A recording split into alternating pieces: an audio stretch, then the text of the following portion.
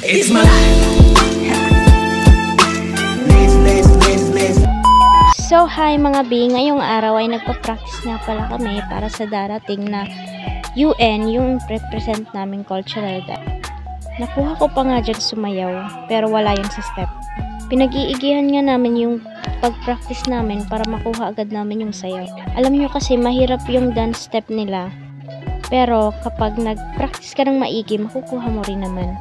Sabi nga nila, correct practice makes perfect. Tama, kakanda mali-mali nga kami dyan kasi nga hindi pa namin masyadong nakukuha. Yung dance pala na sinasayaw namin is cultural dance ng Spain. Kasi may darating kaming UN, then kailangan namin mag-present ng aming sasayawin. Kaya pinag-iigihan namin yung pagpapractice.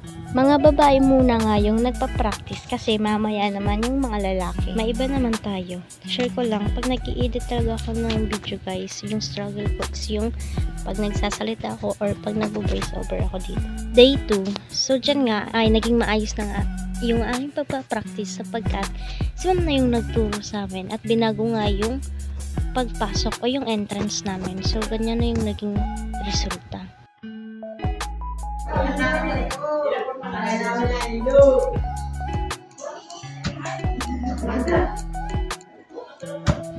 Kaway-kaway sa mga leader na nakaranas na umiyak sa harap ng kanilang kaklase.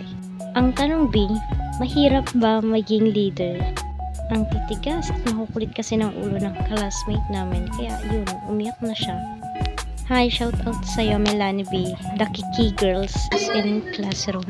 Kailangan pa talagang umiyak ng leader bago kayo sumunod. Kaya yan, naging maayos na sila. 5, 6, 7, 8!